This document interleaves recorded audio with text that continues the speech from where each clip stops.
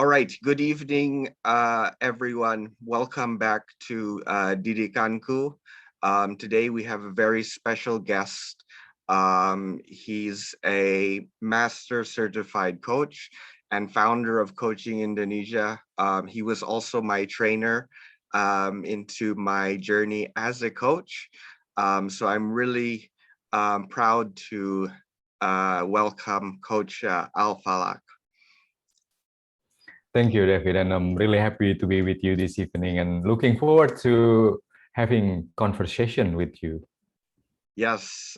So tell us a little bit about yourself, Coach, and a little bit about Coaching Indonesia. My journey as a coach began in 2007. Was 13, 14 years ago. And actually, I came to that coincidentally because I grew up as an engineer. Basically, after I graduated from university, I worked in an oil and gas company, and then I moved to Australia. I worked there for a number of years, and my background was mainly in engineering and technology. And I took some time in 2007 when I found crossroad in my life, like not knowing what to do next. And then a friend actually asked me to buy a book. I was at the time in the US doing some retreat, and a friend of mine from Indonesia sent me an email to order a book from Amazon. And then the book arrived in my hotel, and I opened it up and I read it completely, one page until finish, one page another until finish, and I found it very interesting. It's about coaching, and then I took that book, I completely digested. I ordered it myself for me, yeah. And then when I came back to Indonesia, it was actually just 1 month retreat in the US, and when I came back to Indonesia, I took the certification. It was in 2007, yeah. And since then, I decided my career in people and human capital development, basically. I set up a clinic, coaching clinic, in 2008 in Dharma Wangsa Square, and then the rest is history, yeah, until now. Interesting. That's quite a journey. So you never actually planned to be a coach from the beginning. It kind of happened. Yeah, and when I track back why I do what I do, actually it wasn't really coincidence. Since I was a kid, I had a very great interest in physics, math, and psychology. So I read all books around physics, chemistry, and math. Basically, I love math. I can't do math right now because I'm not used to it, but I used to love math. And when I really explore physics and math, including chemistry, there's a question of who we are here, like why we are born, and what are we supposed to do, and what will be next for us after the classical question, after we die, what will happen? Right. And then at the time, there was a big interest from me to know psychology. Who we are psychologically, what kind of dimensions that we carry on, personalities, characters, why we believe on something very fanatically, for example, why we have this fundamental mindset that we cannot, that we hold on throughout our lives, and we cannot just break through it very easily. And that question actually lead me later on my life to find spirituality, and that's actually the reason why I signed up for a course, and I took some time 1 month just to do the retreat, and everything comes into place at the same time. And yeah, we don't know what will happen next after this. Well, yeah, it's an interesting journey, but so it started out kind of with the metaphysics, math, physics, Mm. chemistry, what we're made of, which led you to some, I guess, philosophical question Yeah, about this is the material we're made of, but what are we made of inside spiritually? And that led you on to your journey as a coach. Is that correct? yeah. There's always a curiosity to know more, and I think that is the basis of coaching. We Mm, don't coach because we know the solution and we know what will be best for our client.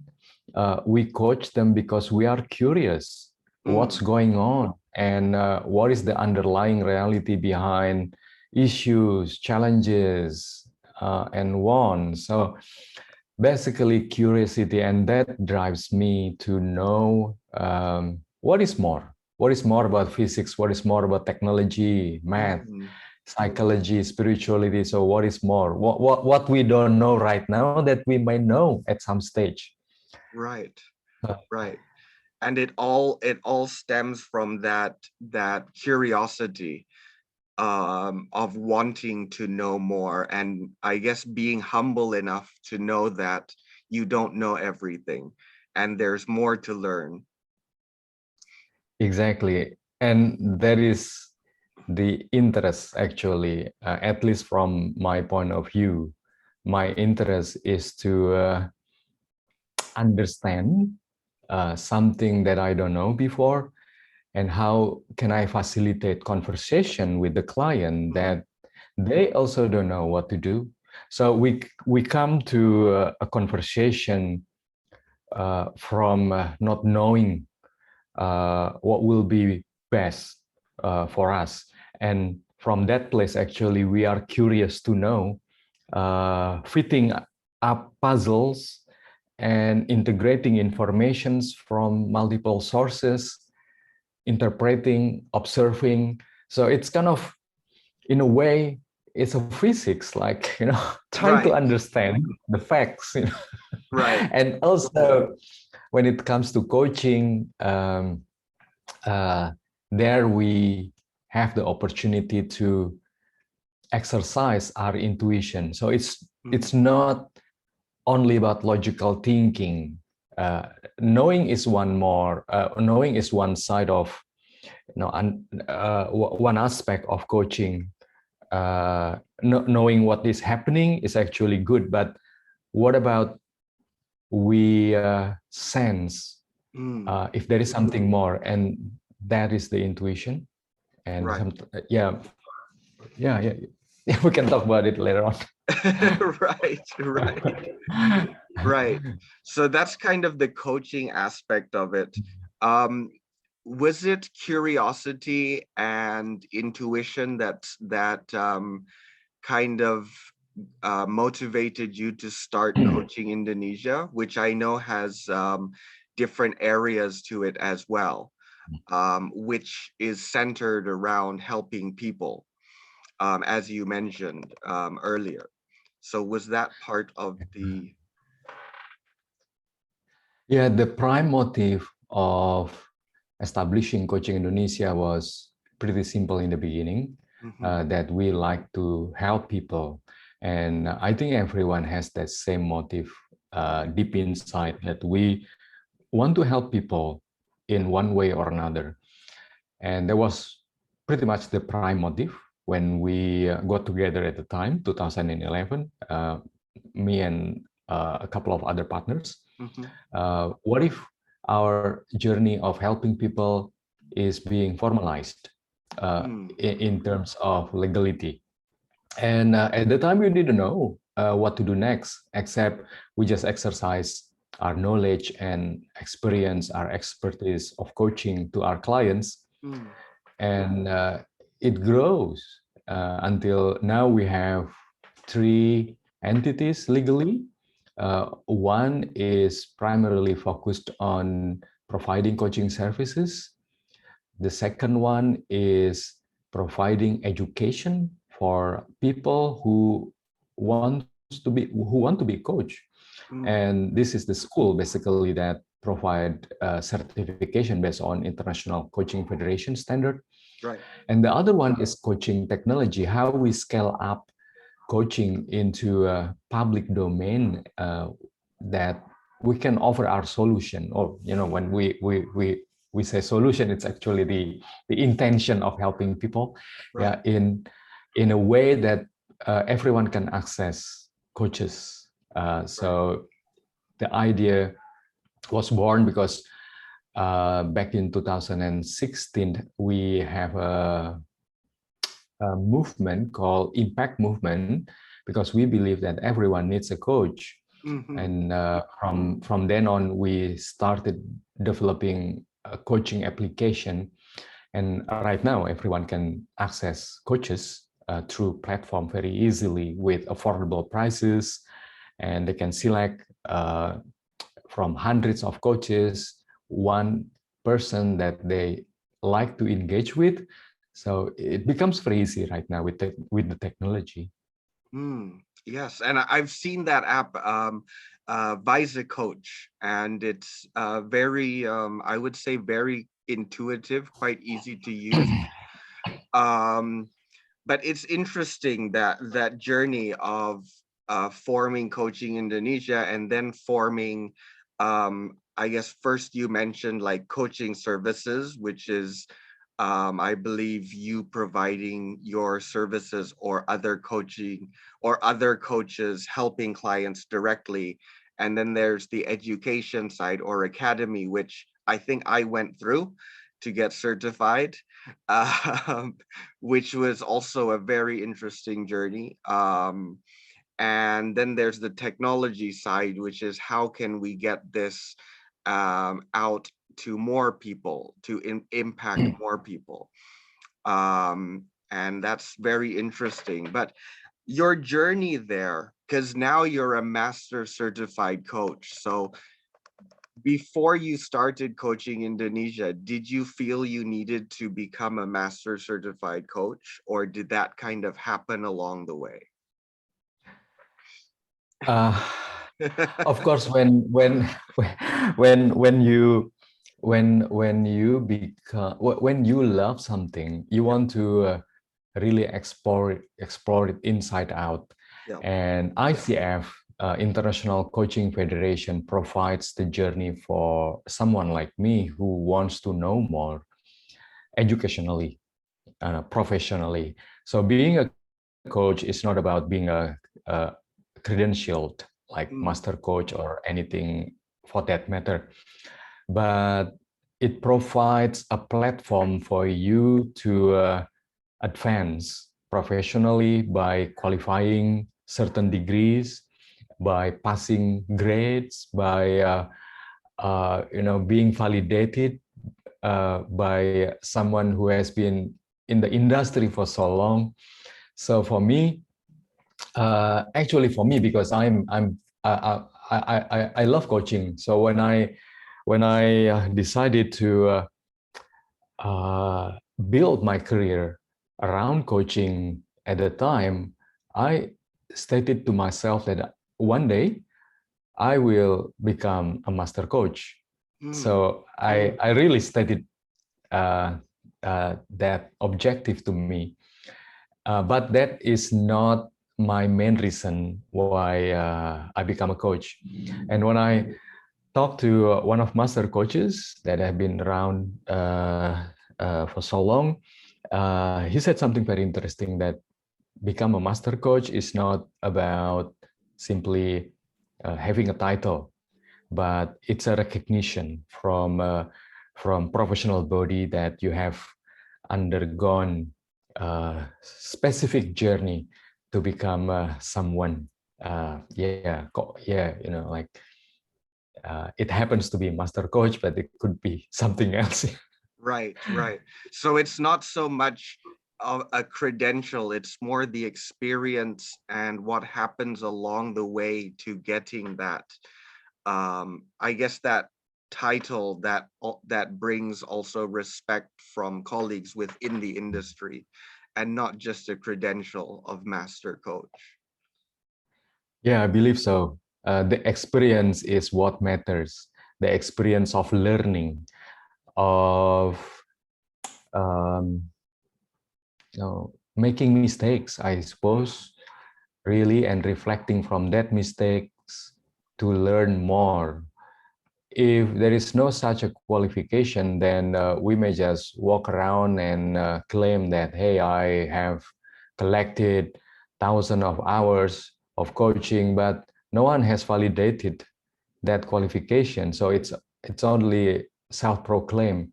With master certified coach, you really have to undergo a specific journey, and it's about experiential learning, Mm. and that is what matters to me.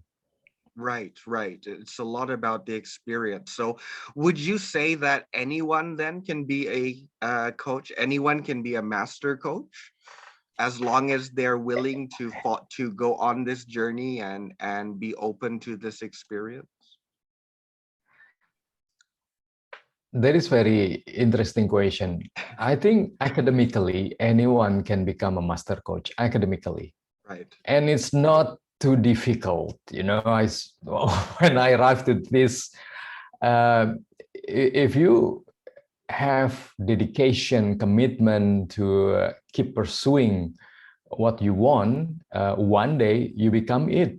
Mm. So um, anyone can become a master coach.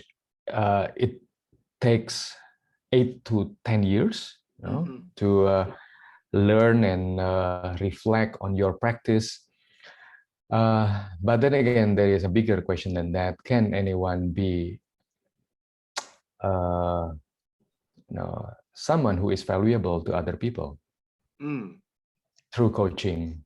And that doesn't require you to become a master coach. I think Mm. that is more important than simply recognized as master coach. Mm. How can you provide values in any interactions with your clients? And it happens to me that value um, very much I collect through my journey uh, Mm. in becoming a master coach. But there's many other ways to Right. achieve that. And that's very interesting. I think the point you make there, that what we're doing should be selfless, I think, is what you're trying to say Mm. here. So we're getting that recognition, or let's say that that title of master certified coach is not just a credential for ourselves, but there's a selfless aspect to it because we wanted to help others, which helps us Exactly. to be a better coach. Exactly. And after you receive master coach recognition, it doesn't stop there. You have to be supervised, because you know title is only title, but without someone supervising how you do it, how you maintain the practice, then sooner or later you become like blindfolded. Mm. uh, like you think you are doing it right, but actually when someone is looking at you from different point of view, which we call a coach supervisor Right. in this context, then you will you will become more aware of many things that you may have overlooked. So for me, uh, I have coach supervision. I have coach supervisor from time to time, just to look at uh, whether or not my practice is still maintaining the integrity of coaching. And also sometimes when I find challenges with specific clients, I bring the case to my supervisor and we talk about it together. Mm. So this kind of falls under your everyone needs a coach, Even you have Yeah, your own coach, which you call your coach supervisor, I believe. yeah, And it's very interesting that even though even though you're at a point where well, you did a training with me, so you're like a coach's trainer, but even under that context, you yourself still have a coach, someone that helps you, give you outside perspective, I guess. yes, exactly. And that also leads us be to be vulnerable. Yeah. To be Mm, vulnerable means we are opening up to any possibilities, even right. if we are wrong. Yeah, and also opens up to the uncertainty, because we Mm, don't know. We don't know whether this client receive insight because we are manipulating their mind. Sometimes we want our client to be like us. right. So in such a way, our questions are leading them to Mm, arrive in certain solution. And if we are not aware of it, then we don't maintain the integrity of coaching. We right. we we we force people, manipulating people without we know it even. So the presence of a coach supervisor is really important to help us reflect upon our practices, not for the sake of right or wrong, but um, to really, like validating whether we still provide values to our clients, and also whether this coaching session is coming out of our passion and caring, not from our judgment and assumption. So it's very interesting that sometimes practicing at the master level, you have to let go of many things, Mm, and still you want to be validated by someone who is called coach supervisor. right. Right. And that's a very interesting point you make there, is that sometimes even though we're doing what we think is best for the client, sometimes as people, even though you are a coach or someone has a lot of experience, sometimes you can end up leading people to where you want them to go, and you forget the fundamentals of them finding their own path. Um, I think that's a very interesting point you bring up there. Yeah. Um, Yeah. so, what would you say, or what tips would you give for someone who's very interested and starting out this coaching journey? They've taken some certification, they're quite passionate about it.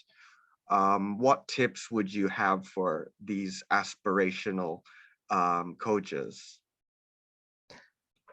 Be curious to know more. And it applies not only for coaching, but also for many disciplines as well. Um, and in specific, when it comes to coaching, curiosity is the key. Hmm. So we want to let go of assumptions, judgments, and bring out our curiosity, and that requires certain type of skills, Hmm. such as active listening in multitude of dimensions, asking powerful questions, deep questions, interpreting what's going on, systemic thinking. So it's a puzzle that we are interested to fit in together, not for the sake of us telling the client, Right. but for the benefit of all. So we can see, for example, in leadership or business or life, that things are interrelated. What happened 10 years ago is still happening inside this person today. Hmm. So from the place of curiosity, everything makes sense for us, for the coach and for the client. So for anyone who has aspiration to become a coach, please stay in your curiosity in any moment, like asking questions when you fail, asking question, what would I've done that brings me into this failure, and if there is no such failure, what does it mean to me? What do I learn from it? How can I be better tomorrow? So it is curiosity, and if you maintain that along the journey of becoming a coach, then you are a master coach in your own way, without even the accreditation or credential from the ICF, because that is the requirement. Interesting. That's very interesting indeed. So there is curiosity, but well, I kind of hear there's also a need to have passion and intuition and be able to put things together. But then again, it comes back to the ability to do that is through curiosity. Without curiosity, you won't have the ability to put things together, to look at things that you wouldn't have looked at, or to listen to advice that maybe you wouldn't have thought of if you're not curious. So very interesting indeed. So I know I don't want to take up all your time, Coach Al, because I have a million other questions I want to ask, but I'm just going to come up with one more question. It's kind of a deep question, but I like to ask all my guests this question. Say your time has come to an end and you're moving on to a better place, you're leaving this world, but you can only leave two pearls of wisdom as your legacy to the world. What would your two pearls of wisdom be?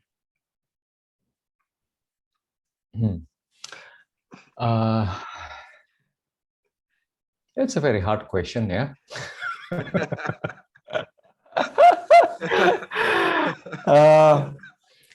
For me, one thing that keeps me moving, keeps me going, and creating is one thing.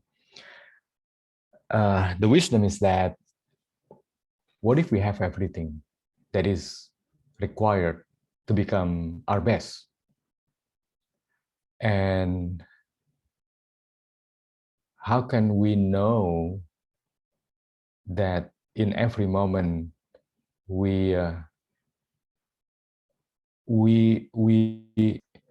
act from our best if we have already been given all the things that are required to be our best?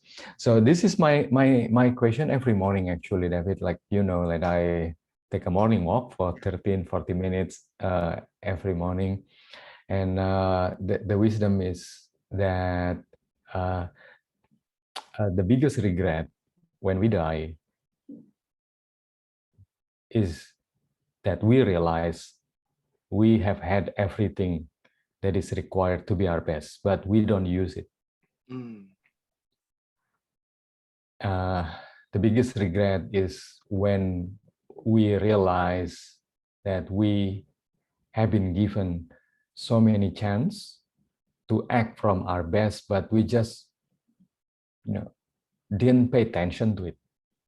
Then suddenly time has come to an end, and that is the biggest mistake, the biggest regret. So yeah, pay attention to every moment. How can we be better? What are the things that we may have missed out? And if tomorrow gives us another opportunity to act from our best, what are we going to do? How do we relate to people that we know? And how we engage with the work that we do, writing a proposal, or interviewing people, or just doing mundane tasks. How we are going to do it differently, because we don't want to be regretful when the time has come to an end, when we realize that we have been given everything that is required to act from our best. So we don't want to miss that. Absolutely, that's very powerful, and definitely something that I think a lot of people think about at the end of the day is, what did I do what I could have done? Uh, no one wants to be left with that thought. Did I do enough, right? Did I do enough with what I had? No one wants to be left with that question. That's very powerful, I think. And your second pearl of wisdom? Oh yeah, my second pearl of wisdom is that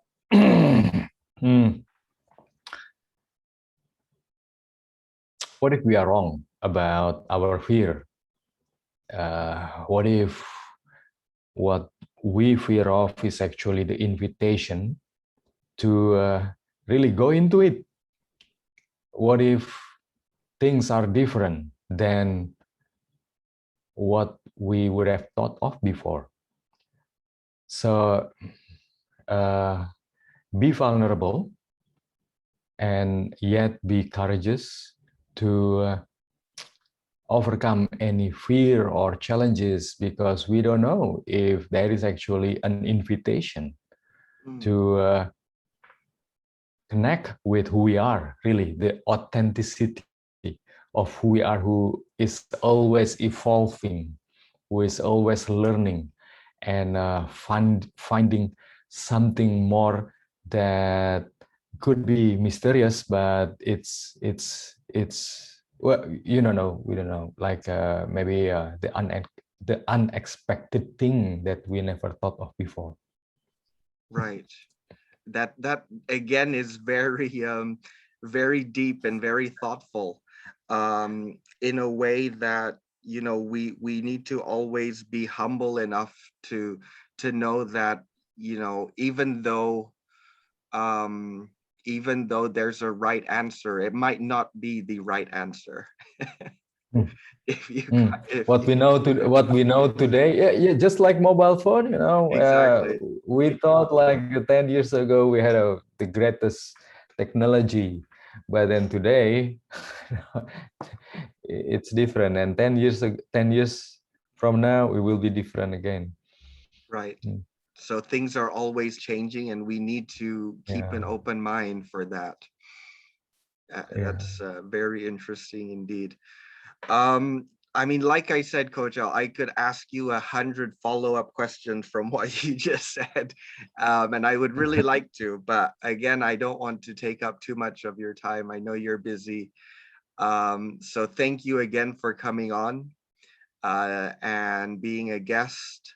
I'm sure the listeners learned a lot. And just before we end here, if any of the listeners like want to get in touch with you, want to know more about your coaching services or the coaching academy, or the technology side, which is Visa Coach, what's the best way to get in touch with you? We have a website, coachingindonesia.com.